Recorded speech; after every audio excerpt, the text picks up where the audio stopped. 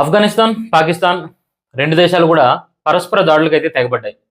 మొదటగా పాకిస్తాన్ ఆఫ్ఘనిస్తాన్ భూభాగంలో air strike అయితే చేయడం జరిగింది. దీంతో ఆఫ్ఘనిస్తాన్ కూడా దానికి ధీటుగా సమాధానం అయితే చెప్పి సరిహద్దులో ఉన్నటువంటి పాకిస్తాన్ స్థావరాలపై వాళ్ళు కూడా ఎయిర్ స్ట్రైక్ అయితే చేయడం జరిగింది. అసలు ఇది ఎక్కడికి పోతుంది? అసలు ఈ యుద్ధాన్ని స్టార్ట్ చేసింది ఎవరు? అసలు ఈ 2 దేశాల మధ్య ఉన్నటువంటి ఈ శత్రుత్వం ఏంటి? ఎప్పటిది? ఈ 2 కూడా ఇస్లామిక్ దేశాలు అవటం వల్ల ఒకవైపు ఇరాన్, అలాగే పాకిస్తాన్‌కి మిత్రదేశం అయినటువంటి చైనా, ఆఫ్ఘనిస్తాన్‌కి మనం కొద్దిగా మిత్రదేశం అవటం వల్ల మనం కూడా సో, ఇప్పుడు మనం కూడా ఇన్వాల్వ్ అవ్వాల్సిన పరిస్థితి అయితే ఒకటి క్రియేట్ అవుతుంది ఇక్కడ. అసలు ఏం జరిగింది? ఇది మూడో ప్రపంచ యుద్ధానికి దారి తీస్తుంది అని చెప్పేసి విశ్లేషకులు అయితే చెప్పడం జరుగుతుంది. ఒకవైపు పాకిస్తాన్, ఒకవైపు ఆఫ్ఘనిస్తాన్ 2 కూడా ముస్లిం కంట్రీలే. రెండింటిలో కూడా తాలిబాన్‌కి సంబంధించినటువంటి కొన్ని గ్యాంగ్స్ అయితే ఉన్నాయి. సో, ఇప్పుడు ఈ 2 దేశాలకు వచ్చిన పరిస్థితి ఏంటి? 2 కూడా ఒకరినొకరు చంపుకునే పరిస్థితికి ప్రస్తుతం అయితే తెగబడ్డారు. అసలు దీని వెనకాతల ఉన్నటువంటి నిజం ఏంటి? అసలు దేనికోసం ఈ పాకిస్తాన్ ఎయిర్ స్ట్రైక్ చేయటం ముందుగా? సో, ఈ వీళ్ళిద్దరి మధ్యన ఉన్నటువంటి శత్రుత్వం ఏంటి అనేది ఈ వీడియోలో అయితే మనం తెలుసుకునే ప్రయత్నం చేద్దాం. సో, నేను మీ Satish. Welcome to trendy talk with Satish. అయితే ఈ ఈ దాడుల వెనకాతల ఉన్నటువంటి చరిత్ర చూసినట్టయితే అది ఇప్పటిది కాదనమాట. బ్రిటిష్ కాలం నుంచి కూడా కొనసాగుతుంది. ఇది ఒక సరిహద్దు రేఖకి సంబంధించినటువంటిది. సో, అప్పట్లో మనకి పాకిస్తాన్, ఆఫ్ఘనిస్తాన్, ఇండియా ఇవన్నీ కూడా ఒకే దీని కింద అయితే ఉండేవన్నమాట. సో, బ్రిటిష్ వాళ్ళు వచ్చి మన దేశాన్ని విడిచి మనకు స్వతంత్రం ఇచ్చి వెళ్ళిపోయే టైంలో వీటినైతే సెపరేట్‌గా డివైడ్ చేశారు. ఇస్లామిక్ కంట్రీస్ అన్నీ కూడా ఒక విధంగా అటు వెళ్ళిపోయినాయి. తర్వాత మన కంట్రీ మనకి. సో, ఈ సరిహద్దులు అయితే ఏదైతే విభజించారో ఇప్పుడు మనకి ఎలాగైతే పీఓకే ఉందో పాకిస్తాన్ ఆక్యుపైడ్ కాశ్మీర్ అది యాక్చువల్‌గా మనకిచ్చిన తర్వాత ఏంటంటే వాళ్ళు ఆక్యుపై చేసి ఇప్పుడు ఎలాగైతే ఉన్నారో అలాగే ఈ పాకిస్తాన్ యాక్చువల్‌గా దీనికి ఉన్న బుద్ధే అది. మొన్న కూడా మీరు చూసే ఉంటారు క్రికెట్ మ్యాచ్‌లో అవి.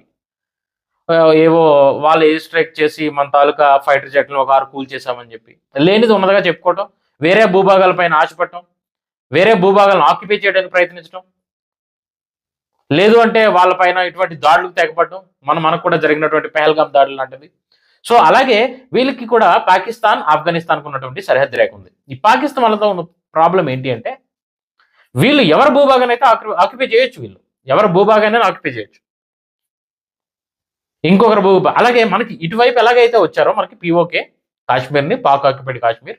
అలాగే ఆఫ్ఘనిస్తాన్‌లో కూడా కొంత భూభాగాన్ని వీళ్ళు ఆక్యుపై చేశారనమాట. అది ఒక సుమారుగా 2600 కిలోమీటర్లు ఒక సరిహద్దు రేఖ. దాన్ని వీళ్ళేం చెప్తారు పాకిస్తాన్ వాళ్ళు? కొన్ని డెకేడ్స్‌గా కూడా బ్రిటిష్ వాళ్ళు వదిలి వెళ్ళిపోయే టైంలో ఈ సరిహద్దు రేఖనైతే నిర్ణయించారని చెప్పేసి వాళ్ళు చెప్తున్నారు. వీళ్ళేం చెప్తారా పాకిస్తాన్ వాళ్ళంటే ఆ 2600 కిలోమీటర్ల సరిహద్దు రేఖ ఏదైతే ఉందో దాన్ని దురాండ్ లైన్ అని పిలుస్తారనమాట అక్కడ పాకిస్తాన్‌లో. వీళ్ళేం చెప్తారు? అది మాకున్నటువంటి సరిహద్దు రేఖ. బ్రిటిష్ వాళ్ళు వెళ్ళిపోయే టైంలో మాకు గీసిచ్చిన సరిహద్దు రేఖ 2600 కిలోమీటర్లు. కొన్ని లక్షల చదరపు కిలోమీటర్ల భూభాగం అదంతా కూడా. సో, ఈ ఆఫ్ఘనిస్తాన్ వాళ్ళు ఆ బ్రిటిష్ వాళ్ళ కాలం నుంచి కూడా ఈ రోజుకి కూడా దాన్ని వాళ్ళు అధికారికంగా వాళ్ళు యాక్సెప్ట్ చేయట్లేదు. ఆ సరిహద్దు రేఖని. ఆ భూభాగం వీళ్ళ ఆధీనంలో ఉన్నది వీళ్ళు యాక్సెప్ట్ చేయకుండా కూడా ఆ భూభాగాన్ని వాళ్ళ ఆధీనంలోనే ఉంచుకున్నారు ఆఫ్ఘనిస్తాన్ వాళ్ళు. ఇప్పుడు ఆ భూభాగం కోసం అని చెప్పి వీళ్ళ నాటకాలు ఎలా ఉంటాయంటే ఈ పాకిస్తాన్ వాళ్ళ నాటకాలు ఎయిర్ స్ట్రైక్ అయితే చేయటం జరిగింది. ఫస్ట్ ఈ ఎయిర్ స్ట్రైక్ తెగబడింది అయితే పాకిస్తాన్ ఆర్మీ. ఆఫ్ఘనిస్తాన్‌కి వాళ్ళు తాలిబన్స్ వాళ్ళని అంతం చేయటం లేదంటే వాళ్ళ ఇంటర్నల్ అంతర్గత కొన్ని సమస్యలు అయితే ఆఫ్ఘనిస్తాన్‌కి మొదటి నుంచి కూడా ఉన్నాయి. అందువల్ల వాళ్ళు ఎవరి విషయాల్లో అయితే స్టార్టింగ్ నుంచి కూడా జోక్యం చేసుకునే పరిస్థితి లేదు. అయితే ఈ పాకిస్తాన్ వాళ్ళు ఎయిర్ స్ట్రైక్ చేసిన తర్వాత మేమే ఎయిర్ స్ట్రైక్ చేసామని చెప్పి ఒక ప్రెస్ నోట్ రిలీజ్ చేసి దానికి వాళ్ళు చెప్పిన కారణం ఏంటి?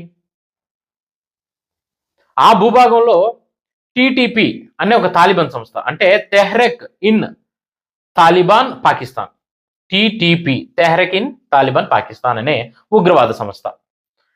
మీకు ఏంటంటే ఈ టీటీపీ తెహ్రిక్ ఇన్ పాకిస్తాన్ చివరిన పాకిస్తాన్ వచ్చింది. ఇది యాక్చువల్‌గా పాకిస్తాన్‌కి సంబంధించినటువంటి ఉగ్రవాద సంస్థ. కానీ ఇక్కడ చేసేది ఏంటి ఉగ్రవాద సంస్థ అంటే, ఇప్పుడు పాకిస్తాన్ ఆర్మీ అండ్ పాకిస్తాన్ గవర్నమెంట్‌కి ఎగనెస్ట్‌గా పోరాడుతుంది ఈ ఉగ్రవాద సంస్థ. పాకిస్తాన్‌కి సంబంధించినటువంటి ఉగ్రవాద సంస్థ ఇది. ఎందుకోసం పోరాడుతుంది అంటే, గత నెలలో మీరు న్యూస్ ఛానల్స్‌లో చూసే ఉంటారు. పాకిస్తాన్ వాళ్ళ ఓన్ భూభాగంలోనే కొన్ని ఎయిర్ స్ట్రైక్స్ అయితే చేసింది. దీనిలో సుమారుగా 120 నుండి 180 మంది అమాయక ప్రజలు, చిన్న పిల్లలు తెల్లవారుజామునే చేసింది ఎయిర్ స్ట్రైక్. వాళ్ళ సొంత భూభాగంలోనే. ఆ ఎయిర్ స్ట్రైక్‌లో సుమారుగా 150 నుంచి 180 మంది అమాయక ప్రజలు చనిపోవడం జరిగింది. దీన్ని ఖండిస్తూ కూడా ఆ టీటీపీ అనే ఉగ్రవాద సంస్థ పాకిస్తాన్ గవర్నమెంట్ పైన అయితే అధికారికంగా పోరాడుతుంది ఎగనిస్ట్‌గా. సో వీళ్ళు ఏం చెప్పారంటే, ఆ ఉగ్రవాద సంస్థ ఆ భూభాగంలో దాగుంది. అందువల్లే మేము ఆ ఉగ్రవాద సంస్థని మట్టు పెట్టడానికే ఈ ఎయిర్ స్ట్రైక్ అయితే చేయడం జరిగిందనేది వాళ్ళు చెప్పే వాదన. ఆఫ్ఘనిస్తాన్ గవర్నమెంట్ ఏముంటుంది, అసలు మా భూభాగంలో వాళ్ళు ఎందుకుంటారు అనేది. ఇక్కడ మొదలైంది గొడవ. మా భూభాగం కాదు, అది మాది అని పాకిస్తాన్ గవర్నమెంట్ వాళ్ళు ఆర్గ్యూ చేయడం మొదలుపెట్టారు. ఆ 2600 కిలోమీటర్ల సరిహద్దు రేఖ అది మాది, ఆ డ్యూరాండ్ లైన్ మాది అని. సో వీళ్ళు అధికారికంగా దాన్ని యాక్సెప్ట్ చేయలేదు ఏ రోజు కూడా ఆఫ్ఘనిస్తాన్ గవర్నమెంట్ అనేది.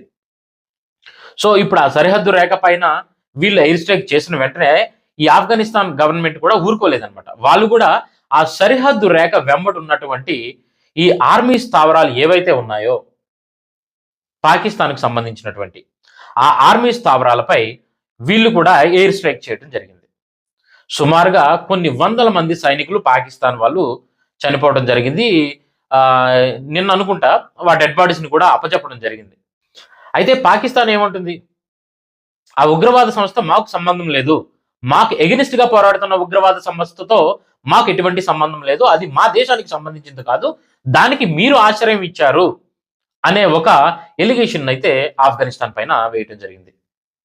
అయితే ఇప్పుడు ఆఫ్ఘనిస్తాన్ ఏముంటుంది, మా భూభాగంలో మీరు కావాలని ఎయిర్ స్ట్రైక్ చేసి ఆ ఉగ్రవాద సంస్థని అంతమొందించడానికి మేము ఎయిర్ స్ట్రైక్ చేశామని చెప్పేసి మీరు లేనిపోని అపవాదులు అనేవి వేస్తున్నారని చెప్పేసి అటు నుంచి ఆఫ్ఘనిస్తాన్ వాళ్ళ వాదనలు అయితే ప్రస్తుతం ఐక్యరాజ్య సమితిలో అయితే వినిపించడం జరుగుతుంది. ఒక పక్క రెండూ తాలిబాన్ దేశాలే, రెండూ ముస్లిం దేశాలే. ఒక పక్క ఆర్మీ వాళ్ళతో ఈ వార్ అయితే జరుగుతుంది. అమాయక ప్రజల మరణాలు ఒకవైపు, ఆకలి చావులు, చాలా మంది చంటి పిల్లలు కూడా ఈ జరిగిన ఎయిర్ స్ట్రైక్ లో అయితే ఆఫ్ఘనిస్తాన్ అండ్ పాకిస్తాన్ ఇరు దేశాలు కూడా కోల్పోవడం జరిగింది. ఈ ఎయిర్ స్ట్రైక్ల కారణంగా, ఎయిర్ స్ట్రైక్ ను స్టార్ట్ చేసింది అయితే మాత్రం మొదటగా పాకిస్తాన్. ఈ ఎయిర్ స్ట్రైక్ల కారణంగా ఈ ఇరు దేశాల్లో ఉన్నటువంటి ఆర్మీ లేదు అంటే ఈ మిలిటరీ దళాల గురించి పక్కన పెట్టినట్టయితే చాలా మంది అమాయక ప్రజలు దీనివల్ల చాలా ఇబ్బందులు ఎదుర్కొంటున్నారు. చాలా మంది ప్రాణాలను కూడా కోల్పోవడం జరిగింది. వాణిజ్య సంబంధమైనటువంటి అక్కడ ఏవైతే రోడ్లు ఇవన్నీ ఉన్నాయో అన్నీ కూడా ప్రస్తుతం దెబ్బతినే పరిస్థితి. వాణిజ్య లైన్లు అన్నీ మూసివేయబడ్డాయి. వర్తక వ్యాపారాలు ఏమీ జరగటం లేదు. ఆహారం, మందులు మొదలు నిత్యావసర వస్తువులు ఏవైతే ఉన్నాయో ప్రతి నిత్యావసర వస్తువు కూడా ప్రస్తుతం నిలిచిపోయే పరిస్థితి.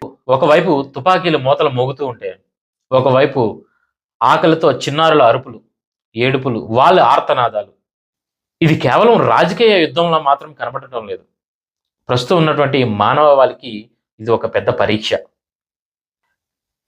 ఈ యుద్ధం వల్ల ప్రస్తుతం జరుగుతున్నటువంటి ఈ పరిస్థితిని చూసుకొని రష్యా, చైనా, ఇండియా మొదలగు మిగతా ఆసియా దేశాలన్నీ కూడా ఐక్యరాజ్య సమితి వద్ద చాలా ఆందోళన చేపట్టడం అయితే జరిగింది. ఎందుకంటే ఇది ఇలాగ ముదురుతూ పోతూ ఉంటే ఇదే 3వ ప్రపంచ యుద్ధానికి దారి తీసే పరిస్థితి ఉంది అని చెప్పి అంతర్జాతీయ నిపుణులు అయితే వాళ్ళ ఆందోళనలు అయితే వ్యక్తం చేయడం జరిగింది.